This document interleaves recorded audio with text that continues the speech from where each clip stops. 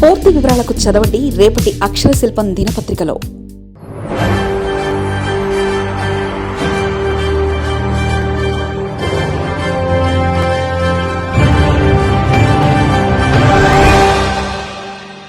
ఇక విమానయానం భారంగా మారుతున్న ఎయిర్లైన్స్ ఆప్షన్స్. ఆయిల్ కంపెనీలు, విమానయాన శాఖ రెండు ప్రభుత్వ పరంలోనే ఉండడమే కారణం. విమానయాన సంస్థల కోసం 15,000 కోట్ల అత్యవసర క్రెడిట్ లైన్ గ్యారంటీ పథకానికి కేంద్ర మంత్రివర్గం ఆమోదం తెలిపింది. భారత విమానయాన రంగంలో కష్టాలు ఉండడానికి ఇదే స్పష్టమైన సంకేతం. గత డిసెంబర్లో ఇండిగో సంక్షోభం ఏర్పడినప్పటి నుంచి భారతీయ విమానయాన సంస్థల ప్రయాణం సాఫీగా సాగడం లేదు. ఇప్పుడు ఇరాన్ యుద్ధం ఆ కష్టాలను మరింత రెట్టింపు చేసింది. పన్ను తగ్గింపులు, ప్రభుత్వ మద్దతు కోసం ఒక పరిశ్రమ వేడుకోవడం కొత్తేమీ కాదు. అయితే ఫెడరేషన్ ఆఫ్ ఇండియన్ ఎయిర్లైన్స్ ఇటీవల పౌర విమానయాన మంత్రిత్వ శాఖకు రాసిన లేఖలో నిజమైన నిరాశతో కూడిన ఆవేదన, కొన్ని నమ్మదగిన హెచ్చరికలు కూడా ఉన్నాయి. ఏవియేషన్ టర్బైన్ ఫ్యూయల్ ప్రస్తుత ధరలు నష్టాలకు దారితీస్తున్నాయని, దీనివల్ల విమానాలు నిలిచిపోయి విమాన సర్వీసులు రద్దయ్యే పరిస్థితి ఉందని FIA హెచ్చరించింది. FIA ప్రకారం ముడి చమురు ధరలకు ATF తుది ధరలకు మధ్య ఉన్న వ్యత్యాసం బ్యారెల్కు $132 పెరిగింది. దీనివల్ల గతంలో విమానయాన సంస్థ నిర్వహణ వ్యయంతో 35 నుంచి 40% ఉన్న ఇంధన ఖర్చులు ఇప్పుడు ఏకంగా 60%కి చేరుకుంది. హర్ముజ్ సంక్షోభం రాకముందే ప్రభుత్వ జోక్యాల వల్ల భారత విమానయాన రంగం నిర్మాణపరంగా బలహీనపడింది. ప్రపంచ చమురు ధరలు భారతదేశ నియంత్రణలో లేనప్పటికీ మన దేశీయ విధాన నిర్ణయాల వల్ల ఆ ధరల ప్రభావం ఇక్కడ మరింత తీవ్రంగా మారుతుంది.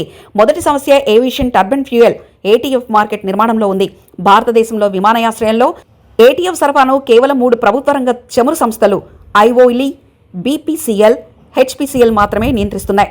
ప్రస్తుతం పెరిగిన ధరలకు హర్ముజ్ అంతరాయం కారణం కావచ్చు, కానీ దానిపై ఈ సంస్థలు తమ సొంత లాభాన్ని సుమారు 21% అదనంగా కలుపుతున్నాయి. ఇక్కడ పోటీ లేకపోవడం వల్ల ధరల విషయంలో చర్చలు జరిపే అవకాశం భారతీయ విమానయాన సంస్థలకు లేకుండా పోయింది. ఈ చమురు సంస్థలు నెలలో ఒకే రోజున ధరలు సవరించడం గమనార్హం. ఇది సిండికేట్ అయినట్లుగా అనిపించకపోక మారదు. అయితే ఇందులో చమురు సంస్థలను నిందించే ముందు ఒక విషయం గమనించాలి. అవి కూడా స్వతంత్రంగా నిర్ణయాలు తీసుకోలేవు. ప్రభుత్వ సంస్థలుగా ఉన్నందున రాజకీయంగా సున్నితమైన సమయంలో పెట్రోల్, డీజిల్, LPG ధరలను ఖర్చు కంటే తక్కువకే విక్రయించాలని వాటిని ప్రభుత్వం కోరుతుంటుంది. ప్రస్తుతం ఆ సంస్థలు పెట్రోల్పై లీటర్కు 14, డీజిల్పై 18, LPGలపై అంతకంటే ఎక్కువ నష్టపోతున్నాయి. ఈ నష్టాన్ని భర్తీ చేసుకోవడానికి రాజకీయంగా ఎలాంటి అభ్యంతరాలు రాని ATF వంటి పారిశ్రామిక ఉత్పత్తులపై అదనపు మార్జిన్లను వసూలు చేస్తున్నాయి. దీనికి పరిష్కారం ఏమిటంటే రిటైల్ ఉత్పత్తుల ధరల విషయంలో చమురు సంస్థలకు స్వేచ్ఛనివ్వడం, తద్వారా ATF నుంచి నష్టపరిహారాన్ని రాబట్టాలనే ఒత్తిడి తగ్గుతుంది.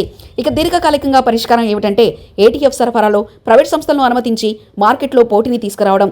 రెండవ సమస్య అత్యంత విడ్డూరమైంది. భారతదేశంలో తాను వినియోగించే దానికంటే ఎక్కువ ATFను ఉత్పత్తి చేస్తుంది, అందులో సగాన్ని ఎగుమతి చేస్తుంది. అయినప్పటికీ మిగిలిన సగానికి ధరను నిర్ణయించేటప్పుడు మాత్రం అది విదేశాల నుంచి దిగుమతి చేసుకున్నట్లుగా పరిగణించి ధర కడుతుంది. 2002 నుంచి ATF ధరను ఇంపోర్ట్ ఫారెన్గా ప్రతిపాదికన నిర్ణయిస్తుంది. ఇందులో గల్ఫ్ నుంచి వస్తే అయ్యే ఖర్చు, రవాణా, కస్టమ్ డ్యూటీ, సెస్ వంటివి ఊహించి కలుపుతారు. దీనివల్ల ఖర్చు దాదాపు 10% పెరుగుతుంది. మూడవది ATF 11% యాడ్ వలోరెమా ధరలో నిర్ణీత శాతం ఎక్సైజ్ సుంకాన్ని విధిస్తుంది. దీనివల్ల ముడి చమురు మూల ధర పెరిగినప్పటికీ ఇంధన పరిణామం మారకపోవడంతో ధరతో పాటు పన్ను భారం కూడా ఆటోమేటిక్గా పెరుగుతుంది. ఇలా ఇతర దేశాలలో ATF పై పన్నులు ఒక గ్యాలన్గా నిర్ణీత రేటు ప్రకారం ఉంటుంది. ఉదాహరణకు అమెరికాలో జెట్ ఫ్యూయల్పై ఫెడరల్ ఎక్సైజ్ పన్ను ప్రతి గ్యాలన్కు ఇన్ని సెంట్లు అని స్థిరంగా ఉంటుంది. కాబట్టి ముడి చమురు ధరలు పెరిగినప్పటికీ పన్ను వాటా స్థిరంగా ఉంటుంది. గల్ఫ్ దేశాలు, సింగపూర్ వంటి అనేక ఇతర దేశాల్లో ATF పై అసలు పన్నులే లేవు. భారతదేశం రవాణా విమానయాన కేంద్రంగా హబ్గా ఎదగడాలని కోరుకుంటే ATF పై పన్నులు తగ్గించి స్థిరమైన రేటుకు మారాలి. నాలుగవ సమస్య రాజకీయ ఆర్థిక కోణానికి సంబంధించింది. 2017లో GSTని ప్రవేశపెట్టినప్పుడు రాష్ట్రాలు తమ వ్యాట్ ఆదాయాన్ని వదులుకోవడానికి నిరాకరించడంతో ఇతర ముడి చమురు ఉత్పత్తులతో పాటు ATFను కూడా GST పరిధి వెలుపల ఉంచారు. దీని ఫలితంగా ఒక్కో రాష్ట్రంలో ఒక్కో రకమైన వ్యాట్ రేట్లు అమలవుతున్నాయి. కొన్ని రాష్ట్రాల్లో ATF పై వ్యాట్ కేవలం 1% ఉంటే తమిళనాడులో 29% వరకు ఉంది.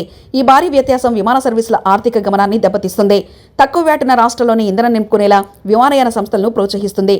వీటికన్నిటికీ కారణం విదేశీ సంస్థలతో పోలిస్తే భారతీయ విమానయాన సంస్థలు ఏవియేషన్ టర్బైన్ ఫ్యూయల్ కోసం దాదాపుగా 65% ఎక్కువ చెల్లిస్తున్నాయని, ఇదొక నిర్మాణాత్మక ప్రతికూలత అని FIA ఎప్పటి నుంచో వాదిస్తుంది. 2021లో జరిగిన 45వ GST కౌన్సిలింగ్ సమావేశంలో చర్చకొచ్చి ఆపై అటకెక్కిన ATF GST పరిధిలోకి తీసుకురావడం అనే అంశానికి ఇప్పుడు ప్రాధాన్యత ఇవ్వాల్సిన అవసరం ఉంది. విమాన ప్రయాణాన్ని కేవలం ధనికులు మాత్రమే అనుభవించేలా విలాసంగా భావించే దృక్పథాన్ని భారత ప్రభుత్వం మార్చుకోవాల్సిన సమయం వచ్చింది. ఈ పాత ఆలోచనే విమానయాన రంగంపై అడ్డగోలుగా పన్నులు వసూలు చేసే ప్రభుత్వాన్ని ప్రేరేపిస్తుంది. ఒకవైపు లాభాలు పొందుతున్న చమురు సంస్థలు ప్రభుత్వానివే, మరోవైపు ఆ ధరల వల్ల నష్టపోతున్న విమానయాన సంస్థలపై పన్నులు వేసేది ప్రభుత్వమే. ఉడానా వంటి పథకాలు కలిగిన ఎదుగుతున్న ఒక ఆశావాహ దేశంగా సామాన్య పౌరుడు కూడా సులభంగా విమాన ప్రయాణం చేసేలా విధి విధానాలను రూపొందించాలి. విమానయాన రంగాన్ని కేవలం ఆదాయం పిండుకునే ఒక యంత్రంలా చూసినంత కాలం ఇది సాధ్యం కాదు. మరిన్ని కథనాల కోసం సబ్స్క్రైబ్ చేసుకోండి మీ అక్షర శిల్పం. పూర్తి వివరాలకు చదవండి రేపటి అక్షర శిల్పం దినపత్రికలో.